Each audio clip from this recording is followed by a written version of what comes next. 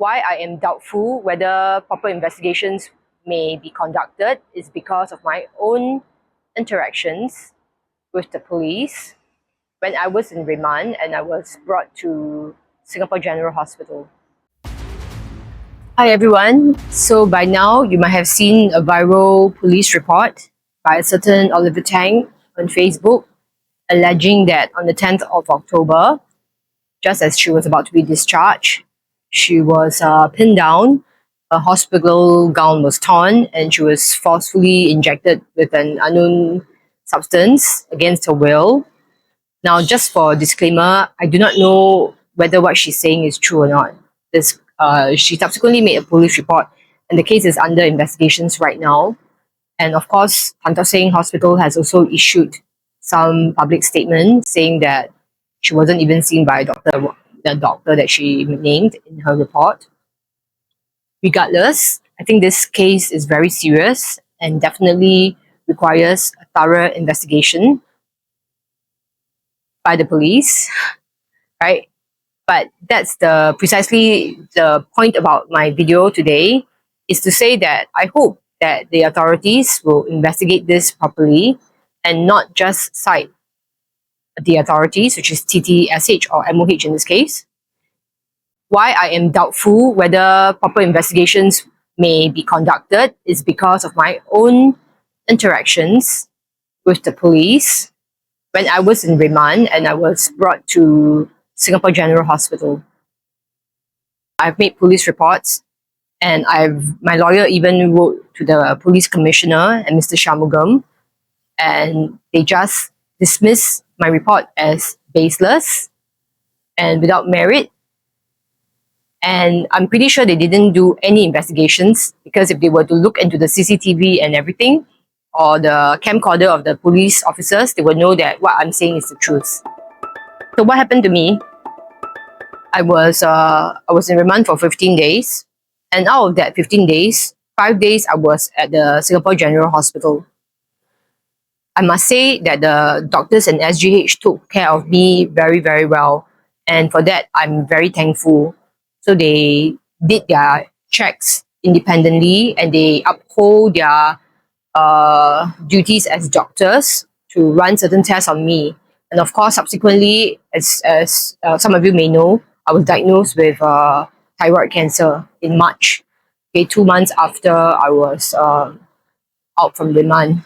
I believe it's due to the extreme stress and trauma that I was under for the 15 days under the Singapore Police Force. Anyway, what happened to me was that after I was admitted to the hospital, shortly after that, the nurses refused to let me use the toilet. They even refused to let me wash my hands at the sink, which was about 10 steps away from my bed, right? And when I wanted to brush my teeth, they brought a container, asked me to brush my teeth in that container, and when I wanted to go to the toilet, they rolled in a chair with a pen and asked me to pee and poo next to my bed. And I was very puzzled. Firstly, I'm not a fall victim. I can go to the toilet very well by myself. Why was I not allowed to use? And of course, I was very angry because, and this is the other thing, before they admitted me to the hospital, the director of admissions from SGH, this Indian guy, came to talk to me, and he explained to me that she said, "Miss Koh, do you understand that if you were to stay in hospital after MediShield and so forth, if estimated 3-day admission, it will be about $1,500, something along those lines."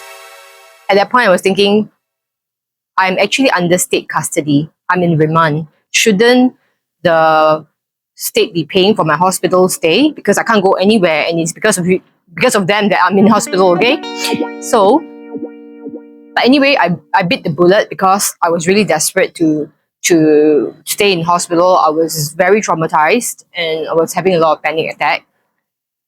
So I was finally admitted to the hospital, and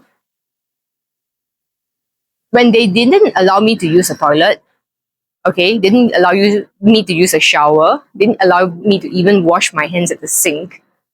I told the police officers, tell your supervisors that I'm invoking my rights as a paying patient of this hospital to use the toilet, to wash my hands at the sink, and to take showers.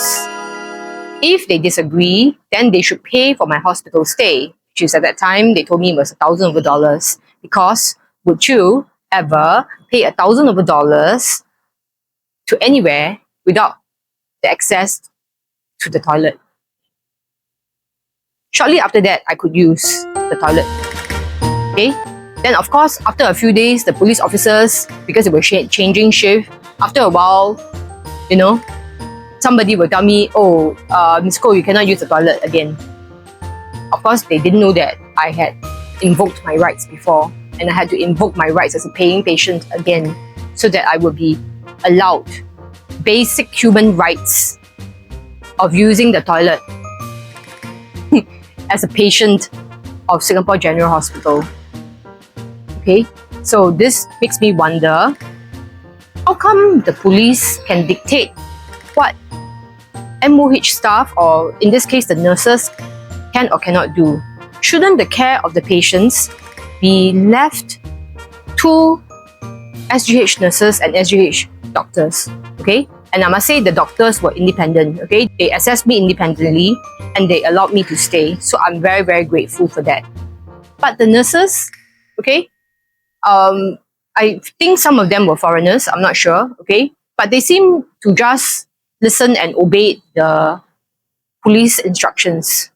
Is the police even allowed to give medical instructions to the nurses? What if something were to happen to me medically, right? They want to take me out of the hospital, they insisted, okay? So this is a very important question that needs to be addressed. And if Olivia Tang is watching this video, if anybody knows her and she needs help, right, and she wants to talk to people, I think I may be able to understand what she's going through.